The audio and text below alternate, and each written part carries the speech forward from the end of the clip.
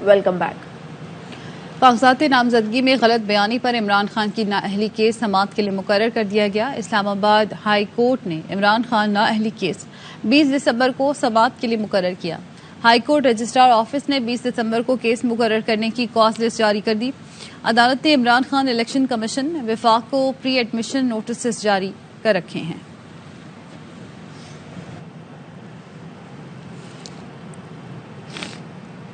اور even field reference اپیلوں میں مریم نواز اور کیپٹن ریٹائرڈ صفدر کو ریلیف مل گیا۔ نیب نے دونوں کی بریت چیلنج نہ کرنے کا فیصلہ کر لیا ہے۔ نیب فیصلے سے پروسیکیوشن برانچ کو بھی آگاہ کیا جا چکا ہے۔ پروسیکیوشن برانچ کو بھیجا گیا خط بھی سامنے آ گیا۔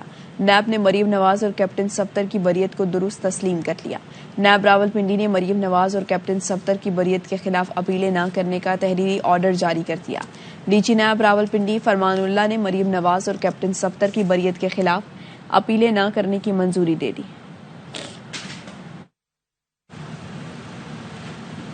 لاہور میں پی ٹی آئی رہنماؤں کی پریس کانفرنس جاری ہے۔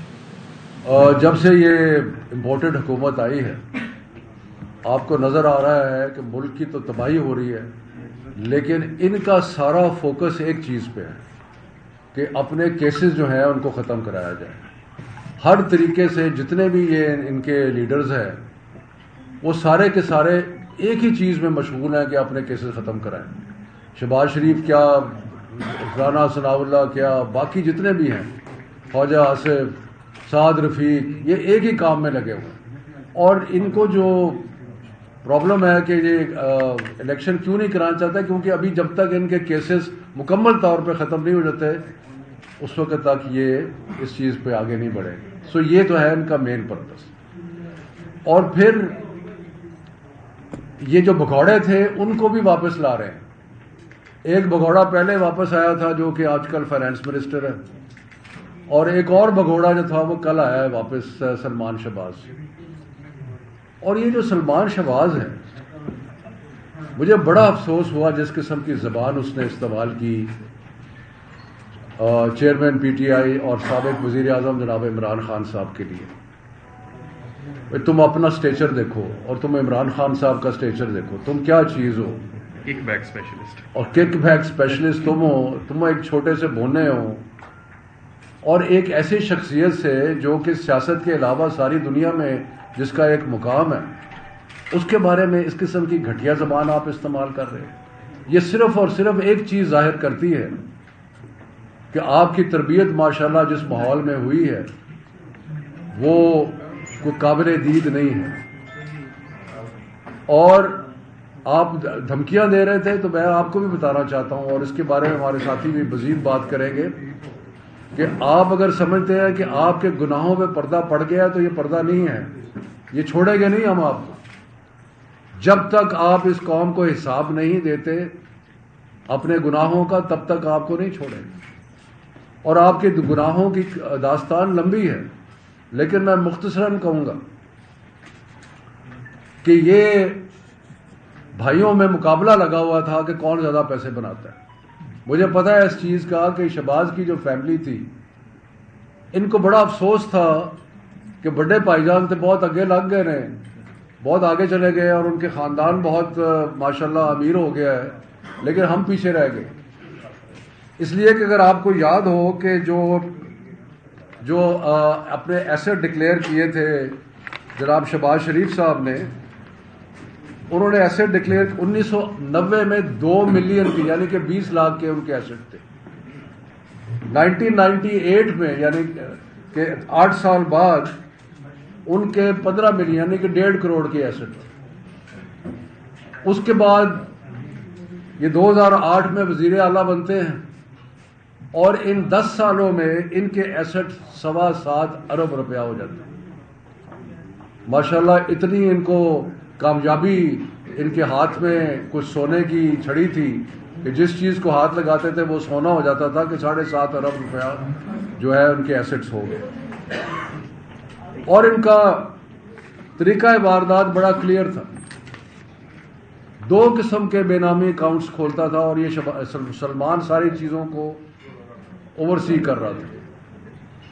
ایک وہ تھے جو کہ لوکل ٹھیکیدار جو تھے اور باقی لوگ جو تھے جو کہ ان کے کرپشن کا پیسہ ان کے اکاؤنٹس میں جمع کراتے تھے.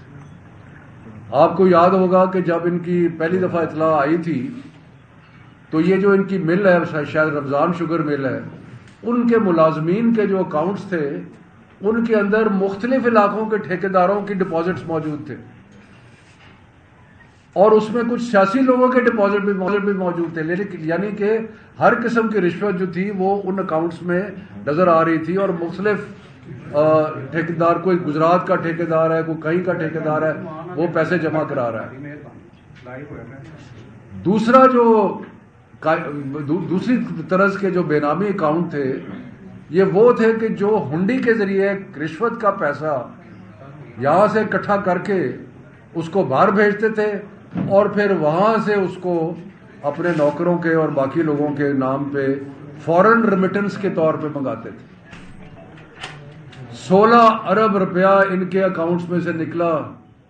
اس کو شرم آنی چاہیے یہ سلمان شہباز کو کرپشن کی باتیں کرتے ہوئے. جو 16 ارب روپیہ نکلا ان کے اکاؤنٹس کے اندر سے, اور مختلف لوگ, اور وہ ایسے لوگ ہیں جن کا نام ہر شخص کی زبان پہ, مقصود چپڑاسی ہو گیا, پتہ نہیں کوئی پاپڑ والا, کوئی فلانا, ان کے ناموں پہ انہوں نے پیسے منگائے اور ان کے ناموں پہ منگا کے انہوں نے کرپشن کی. تو اس لیے ان کے اوپر 2 بڑے سیریس چارجز ہیں, اور وہ جو 2 چارجز یہ ہیں کہ انہوں نے اپنے اثاثے اپنی انکم سے زیادہ بنائے ہیں, اور وہ کہاں سے آئے ہیں ہمیں پتہ ہے وہ کہاں سے آئے ہیں, وہ کرپشن سے آئے. یہ جو بڑے بڑے پروجیکٹ یہ تھے ان میں یہ پیسے بناتے تھے. سو ایک ایسٹس بیونڈ مینز ہے اور دوسرا منی لانڈرنگ. آپ کو یاد ہے کہ 1992 میں نواز شریف نے یہ قانون بنایا تھا, اور یہ قانون ایک بہت بڑا راستہ ہے کرپشن کا اور منی لانڈرنگ کا. اور وہ قانون یہ ہے کہ اگر باہر سے پیسے آئیں گے تو ان کا پوچھا نہیں جائے گا کہ وہ پیسے کہاں سے آ رہے ہیں. تو یہاں سے پیسے باہر بھیجو ہنڈی کے ذریعے, اس کے بعد پیسے جو ہے وہ منگا لو منی لانڈرنگ کر کے اکاؤنٹس میں, اور نہ ان کو کوئی ٹیکس والا پوچھتا ہے نہ کوئی اور پوچھتا ہے. تو یہ تو ان کی تاریخ ہے کرپشن کی. اور یہ 7.5 ارب کے اثاثے جو ان کا اور یہ ابھی وہ ہے جو ڈکلیئرڈ ہیں, جو ڈکلیئرڈ نہیں ہے, اور ان کے اور بھی اس کا سن ان لا جو ہے اس نے بھی مال لمبا ہی کمایا, باقیوں نے بھی کمایا, لوٹ کے کھا گئے سارے ملک کو, اور باتیں کرتے ہیں کہ جی ہم یہ کر دیں گے وہ کر دیں گے. یہ حساب ہوگا اور آپ کو کبھی بھی معاف نہیں کیا جائے گا. ادھر آپ ادھر. Thank you.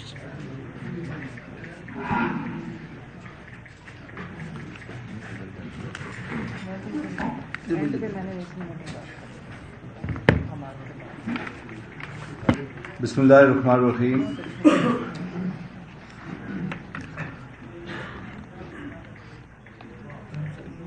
شفقت صاحب نے بہت ساری چیزیں اس میں کلیئر کر دیں, اور اس میں ایک چیز شروع میں واضح میں کر دوں کہ جرم جو ہے وہ کبھی نہیں مرتا. Crime never dies. اگر جرم مرنے والی چیز ہوتی تو قیامت کبھی برپا نہ ہوتی. تو یہ جو خوش فہمی میں ہیں کہ ان کے کیسز ختم ہو گئے, وہ سارے کیسز جو ٹرائل کے بغیر ختم ہو رہے ہیں, وہ ایک ایویڈنس کے طور پہ نیب کے اندر, ایف آئی اے کے اندر موجود رہنے چاہیے. اور جو کسٹوڈین ہیں ان ڈاکومنٹس کے, ان کو چاہیے کہ ان کی حفاظت کریں. جس طرح کوڈ ٹیکنا میں ہوا تھا کہ سوئٹزرلینڈ سے اوریجنل ڈاکومنٹس لائے گئے تھے, وہ نیب کے اندر رکھے گئے, اور جب NRO1 کو افتخار چودھری نے اسٹاک آف کیا اور اس کیس کو چلانے کی کوشش کی گئی تو پتا چلا کہ اوریجنل ڈاکومنٹس ہی ڈسٹرائے کیے جا چکے. تو یہ میں اس پریس کانفرنس کی ساتھ سے ان مقتدر لوگوں کو ریکویسٹ بھی کر رہا ہوں اور ساتھ وارن بھی کر رہا ہوں کہ یہ اوریجنل ڈاکومنٹس کے آپ کسٹوڈین ہیں, آپ امانت دار ہیں. یہ اس پبلک غریب عوام کا پیسہ ہے جو ان لوگوں نے کھایا ہے, اور اس کو اپنے سنبھال کر رکھنا ہے. کل آپ سے سوال سپریم کورٹ بھی پوچھ سکتی ہے, اور جو بھی اقتدار میں آئے گا اور اس پوزیشن میں ہوگا تو یہ سوال آپ سے پوچھا جائے گا. اس لیے یہ لازمی ہے. اور اس ضمن میں ہم نے آلریڈی کیس جو ہے سپریم کورٹ میں چل رہا ہے, جس میں ہم نے پورے امینڈمنٹ کو چیلنج کیا ہوا ہے. اس لیے ہم اس وقت رکے ہوئے ہیں. ادروائز ہم نے رمضان شوگر مل کا جو کیس انہوں نے ڈراپ کیا ہے وہ اینٹی کرپشن اسٹیبلشمنٹ میں ہم نے انکوائری اس کی آتھرائز کر دی ہے, لیکن روک اس لیے گیا ہے کہ تاکہ سپریم کورٹ کا فیصلہ آ جائے. اور ہم نے چیئرمین نیب کو خط بھی لکھ دیا ہے کہ وہ سارے کیسز میں گورنمنٹ آف پنجاب کا پیسہ انوالو ہے اور وہ کیسز ڈراپ ہو رہے ہیں وہ ہمیں بھجوائے جائیں تاکہ ہم ان کی پنجاب کے اندر ان کی اکاؤنٹیبلٹی کر سکیں. اس میں شریف فیملی کی جو ٹوٹل کیسز ہیں 2 کیسز شفقت صاحب نے ایکسپلین کر دیے اور تقریباً 18 کیسز ہیں جس میں 40 ارب روپے کی ٹوٹل کرپشن کا پروفائل بنتا ہے. دو چیزیں ان کیسز کے اندر جو شفقت صاحب نے بریف کی میں تھوڑا سا ایڈ کر دیتا ہوں. اس میں ایک گلزار نامی شخص تھا, 2005 میں اس کی ڈیتھ ہو جاتی ہے اور اس کا اکاؤنٹ آپریٹ ہوتا ہے اس کے مرنے کے بعد بھی. اس کے اندر ایک شخص ہے اورنگزیب, یہ جو آپ شفقت صاحب بات کی تھی کہ رشوت کا پیسہ, اس کا کلیئر کٹ 50 لاکھ کا چیک ہے اس کے اندر آیا ہوا ہے, 50 لاکھ کا چیک ہے. اور جب ان سے پوچھا گیا کہ آپ نے یہ پیسے کیوں جمع کروائے, انہوں نے کہا مجھے وزیر آباد کی بیوٹیفیکیشن کا ٹھیکہ پہ دیا گیا تھا اور ڈی سی کو اور میونسپل کمیٹی کو میرے انڈر کمانڈ کر دیا گیا تھا. تو کسی معذب ملک میں اگر جوڈیشل سسٹم افیکٹو ہو تو کسی پبلک آفس ہولڈر کو پنش کرنے کے لیے یہی ایک ایویڈنس کافی ہے. چھوڑ دیں 16 ارب کو. امریکہ میں ایک گورنر کو 6 ماہ قید ہوئی تھی اس بات کے اوپر کہ اس نے $60 کا ٹکٹ ان کیش کر لیا تھا, لان مور مشین اس نے سرکاری استعمال کی تھی اور اپنی بیٹی کے برتھ ڈے کے اوپر اس نے سرکاری فوٹوگرافی استعمال کیا تھا. تو اگر پبلک آفس ہولڈر کی یہی ایک مثال کافی ہے. اور یہ وہ پرسار کیس ہے جو 2 سگے بھائیوں مزمل رضا اور غلام شبیر کو کھا گیا, یاد رہے جنہوں نے ان کو سسلین مافیا لکھا تھا, یہ وہی کیس ہے. اسی کے اندر ڈاکٹر رضوان کی ڈیتھ بھی ہوتی ہے, گلزار بھی ڈیتھ بھی اسی کے اندر ہوتی ہے. اور سب کو پتا ہے کہ چپراسی جو تھا وہ پرسرار حالت میں دبئی کے اندر مقصود جو ہے اس کی ڈیتھ ہو گئی تھی. اور اس کیس کے ساتھ جوڈیشری نے کیا کیا وہ ایک علیحدہ کہانی ہے, ٹائم کی وجہ سے میں اس کو کور نہیں کروں گا. اس کے علاوہ 3 بڑے انٹرسٹنگ کیس ہیں. ٹوٹل کیسز ان کے تقریباً 18 ہیں. وہ جو ہے وہ میں تھوڑا یہاں پہ کور کر دیتا ہوں. رمضان شوگر مل کا کیس بڑا انٹرسٹنگ کیس ہے. 23 کروڑ روپیہ والد صاحب نے سینکشن کیا ایز اے چیف منسٹر اور بیٹے حمزہ کی مل کا انہوں نے نالا کھدوایا مل کے اندر سے. 23 کروڑ روپیہ حکومت پنجاب کا لگایا گیا اس کو. ان کا دوسرا کیس پنڈی میٹرو پروجیکٹ کا ہے. بہت سارے کیسز میں سے 3 آپ کو ایکسپلین کر دیتا ہوں, جس میں شہباز شریف نے ڈائریکٹر RDA کو حکم دیا کہ جناب والا آپ یہ ٹھیکہ جو ہے یہ کمال مصطفیٰ کو دے دیں. کمال مصطفیٰ کو 4.5 کروڑ کا ٹھیکہ دیا گیا. یاد رہی احسن اقبال کے سگے بھائی ہیں اور انہوں نے اپنی ذاتی نرسریوں سے 100 روپے کا پودا کے 1000 کا لگا کے چند لاکھ خرچ کر کے وہ 4.5 کروڑ جیب میں ڈال دیا. یہ مس یوز اتھارٹی کا بڑا کلاسیکل کیس ہے ان کا. یہ یاد رہے احسن اقبال, پروفیسر احسن اقبال کے بھائی ہیں. جی بالکل. تیسرا کیس جو بڑا انٹرسٹنگ ہے وہ انکوائری سٹیج میں. یہ دونوں کیسز انکوائری میں ہیں, یہ جو میٹرو والا ہے اور یہ تیسرا ہم بیان کرنے لگا. پرائم منسٹر کے 2 جیٹ ہوتے ہیں. آپ نے دیکھا ہوگا کہ اس میں اسحاق ڈار بھی آیا, اس کے بیٹے بھی آئے, اور یہ ہم نے آلریڈی نیب کے اندر کمپلین ڈال دی ہے کہ یہ مس یوز آف اتھارٹی ہے, گورنمنٹ کے ایسٹس کو آپ اس طرح استعمال نہیں کر سکتے. یہ 2 جیٹ جو ہیں 2014 سے لے کے 2018 تک بھائی جان نے, چھوٹے بھائی جان نے بڑے بھائی جان کے, کیونکہ یہ پرائم منسٹر تھے, استعمال کیے اس دوران. اور انہوں نے 515 اندرونی اور 39 بیرونی دورے کیے, نجی دورے کیے. اور اس پہ ٹوٹل جو حکومت پاکستان کا خرچہ آیا ان جیٹس کے اوپر وہ 40 کروڑ روپیہ ہے. کتنا؟ 40 کروڑ روپیہ. اور یہ ایکسل میں یہ دونوں جیٹس ہوتے ہیں یہ پرائم منسٹر کے سرکاری کاموں میں استعمال ہوتے ہیں. یہ 3 کیسز جو ہیں یہ میں آپ کو ایکسپلین کرنا چاہتا تھا. اس کے علاوہ لسٹ لمبی 18 کے 18 کیسز جو ہے وہ میں ایکسپلین یہاں نہیں کرنا چاہوں گا. اصلی بات جو دوسری بات جس پہ میں آنا چاہتا ہوں, آپ نے سنا ہوگا کہ 2-3 دن سے ایک بیانیہ چل رہا ہے کہ ہمیں تو انٹرنیشنلی صادق اور امین ہو گئے. ایسی ہے نا. تو اس حقیقت کو میں آپ کے سامنے بیان کر دیتا ہوں کہ یہ جو NCA نے کہہ رہے جی NCA نے چٹ دے دی ہے, کھنگالا ہے 2019 سے لے کے 2022 تک کچھ نہیں ملا اور بالکل منی لانڈرنگ کے ساتھ میں کلیئر ہو گیا. یہ فوکس کر لیں گے اپنے کیمرے ان کے اوپر. یہ وہ 4 اکاؤنٹس ہیں. اگر آپ اس پہ فوکس کر لیجئے. میں یہ اپلوڈ بھی کر دوں گا تاکہ آپ ان کو اپنے چینل پہ دکھا سکیں. یہ چاروں یہاں 1, 2 and 3 and 4 میں اگر آپ دیکھیں تو یہ تینوں سلمان شہباز کے اکاؤنٹس ہیں جو NCA نے فریز کروائے. NCA بتائیں کیا یہ نیشنل کرائم ایجنسی ہے UK کی. انہوں نے ویسٹ منسٹر مجسٹریٹ کی کورٹ میں یہ اپلیکیشن دی کہ ان 4 اکاؤنٹس کو فریز کر دیا جائے. یہ سلمان شہباز کے اکاؤنٹس ہیں چاروں. اور فریز کرنے کی وجہ کیا بتائی گئی کہ پہلی بات یہ تھا کہ یہ بگوڑا تھا, دوسری بات یہ تھی کہ ہم وہاں پہ یہ کام نہیں کر سکتا تھا اس لیے یہ پیسے کہاں سے آ گئے, اور تیسری بات یہ تھی کہ یہ پیپ جسے کہتے ہیں پولیٹیکلی ایکسپوز پرسن, ایک پرائم منسٹر کا بیٹا ہے, لہذا اس کے اکاؤنٹ کو فریز کیا جائے. جب اس کے اکاؤنٹ کو فریز کیا گیا تو انہوں نے وہاں پہ جسٹیفیکیشن دی. جسٹیفیکیشن جو دی وہ میں آپ کو بتا دیتا ہوں کہ جسٹیفیکیشن کیا دی انہوں نے اپنے ان پیسوں کو جسٹیفائی کرنے کے لیے. پہلی جسٹیفیکیشن نے یہ دی, اور یاد رہے کہ اس پر ٹیئر 1 کا ویزا تھا, انٹرپرینیور ٹیئر 1 ویزا اس کو کہتے ہیں, یہ اس کے پاس تھا اور اب بھی ہے 2026 تک ہے سلمان کے پاس. اس میں انہوں نے پہلی کلی یہ دی کہ یہ ذوالفقار احمد, یہ ڈاکومنٹس ہیں جو ان کے وکیل نے جمع کروائے, یہ اس کے آپ کو نظر ہوگا ذوالفقار احمد. ذوالفقار احمد سے 2,04,940 جو ہے انہوں نے پاؤنڈ, اس نے کہا جی میں ان کو قرضہ دیا. کسی قرضہ دے کہ چیز اینڈ یوگرٹ کی جو بزنس ہے جو یہ اسٹیبلش کرنے جا رہا ہے اس کے لیے میں نے قرضہ دیا, جو کبھی اسٹیبلش ہوئی نہیں. 1 لاکھ روپیہ ان کا جو ہے وہ گیا یہاں سے, 1 لاکھ روپیہ سوری 1 لاکھ پاؤنڈ, سوری یہ پاؤنڈز میں پاؤنڈ ہے سارے. 1 لاکھ پاؤنڈ جو ہے وہ ان کا لیجٹمیٹ طریقے سے پاکستان سے گیا. اور تیسری جو انہیں اماؤنٹ بتائی وہ 3,95,000 پاؤنڈ تھی. وہ یہ ہے, دیکھ لیجیے گا, یہ وہ فلیٹ ہے, برکلے کا فلیٹ ہے, یہ برکلے اسٹریٹ, فلیٹ نمبر 230 اپر. اس میں 2005 میں انہوں نے پلی دی کہ 2005 میں اس کو خریدا تھا شہباز شریف نے 2 لاکھ کچھ کا, اور پھر اس کو انہوں نے بیچا 3,95,000 کا ٹوٹل, اور اس میں کچھ مارگیج کا پیسہ تھا اور کچھ ان کے رینٹ کا پیسہ تھا. تو یہاں پہ جو یہ کلیم کیا جا رہا ہے کہ جناب ہم تو انٹرنیشنلی صادق اور امین ہو گئے, اس میں 10% سچ ہو سکتا ہے, باقی 90% جو ہے حقیقت کو چھپایا جا رہا ہے. FL میں سلمان کو NCA نے انٹرویٹ کیا, اس کے اکاؤنٹس کو جو ہے اس کے اوپر انویسٹیگیشن ہوئی بائی کالر کرائم میں, اور اس کو کلیئر کیا انہوں نے سلمان کو.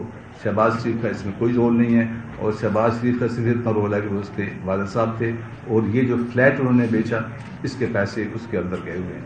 That's all. یہ 2 باتیں میں آپ سے واضح کرنا چاہ رہا تھا. اس دیٹس آل سے بتایا.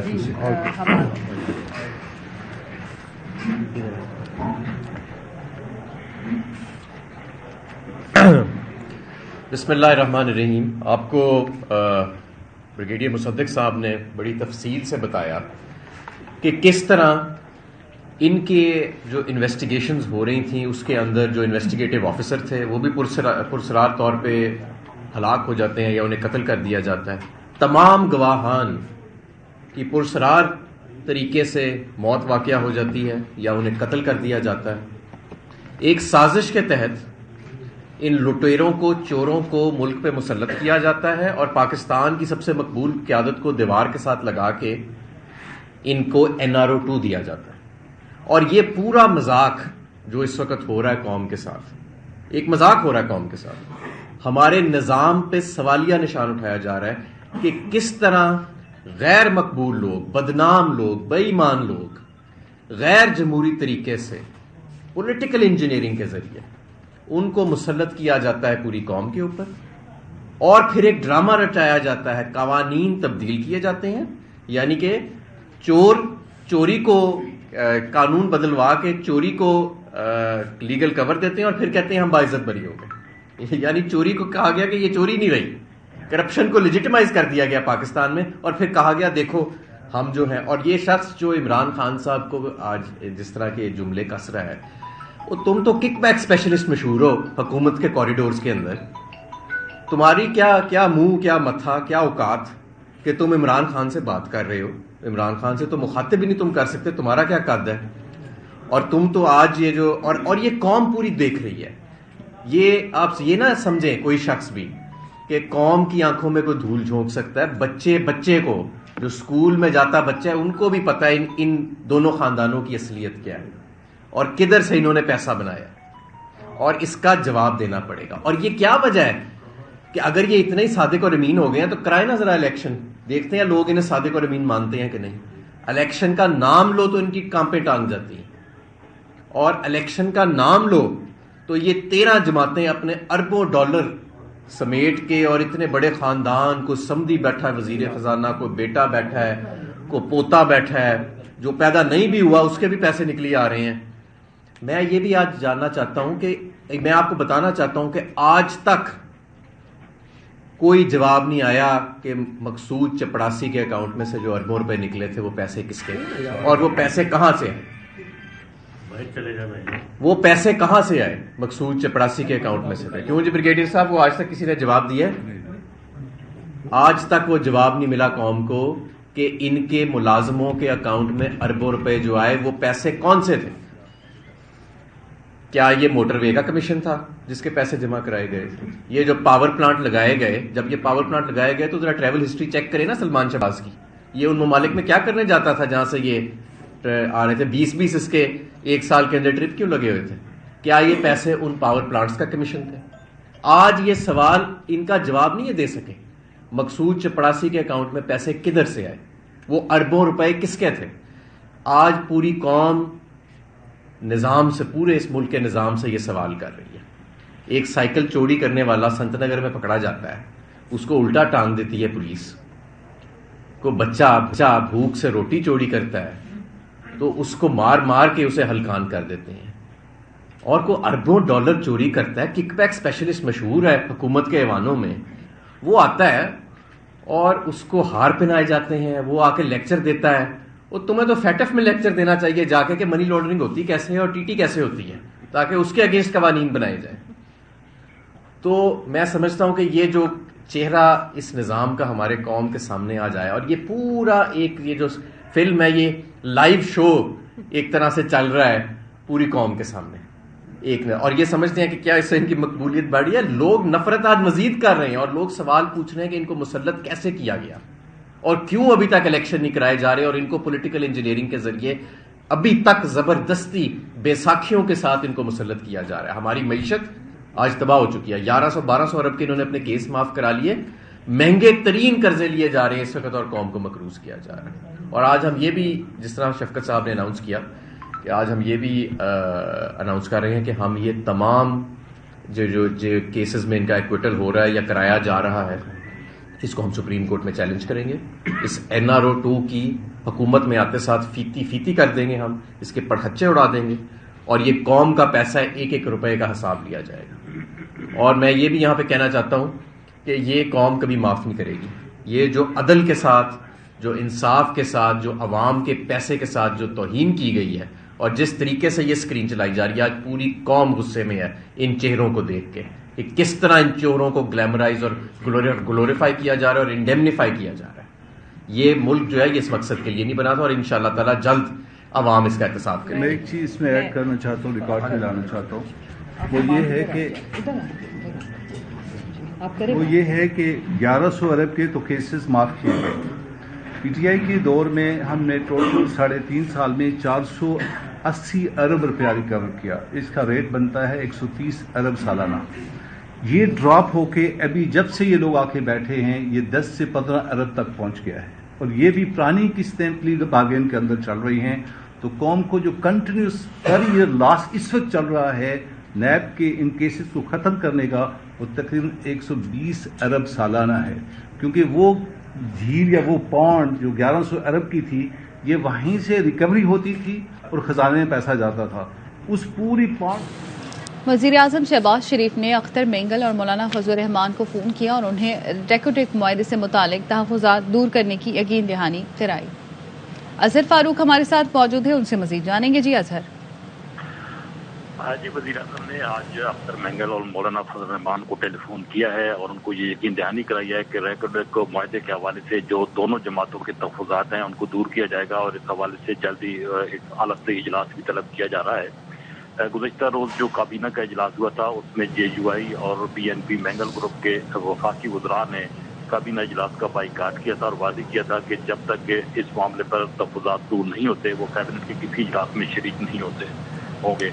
इसी वजह से इख्तिलाफात शिद्दत इख्तियार कर गए थे। तो मौलाना फजल रहमान और अख्तर मेंगल को आज वज़ीर आज़म ने टेलीफोन इसलिए किया है ताकि मामला को जो है वो हल किया जा सके। ठीक है, बहुत शुक्रिया आपका अपडेट करने के लिए। कराची में डाकू बेलगाम। PIB कॉलोनी में घर से दूध लेने के लिए निकलने वाला नौजवान अदनान जुबैरी डाकुओं की गोली का निशाना बन गया।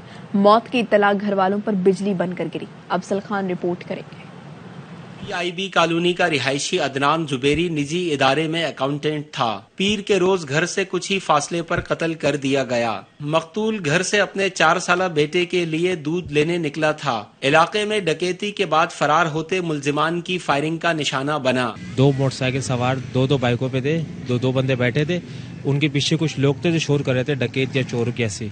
उन्होंने घबराहट में आके या तो स्ट्रेट फायर मारे इन लोग को। अदनान की नागहानी मौत की खबर खानदान पर बिजली बनकर गिरी। मेरा दामाद दिया है, कल किसी और का दामाद हो सकता है, किसी और का बेटा हो सकता है। हम टूट गए, हमारे पैर के नीचे जमीन निकल गई है। पुलिस हुक्काम के मुताबिक मकतूल के अहले खाना से मशावरत के बाद वाक़े का मुकदमा PIB थाने में दर्ज किया गया है। कराची में लूटमार और फायरिंग के वाक़यात में मासूम लोग कत्ल हो रहे हैं। बढ़ते हुए जराइम की वारदातों से शहरी अदम तहफ़्फ़ुज़ का शिकार हैं। कैमरामैन इमाद रियाज के साथ अफजल खान, ARY न्यूज़ कराची। इसके साथ ही न्यूज़ बुलेटिन से फिलवक्त इतना है। आप देखते रहिए ARY न्यूज़।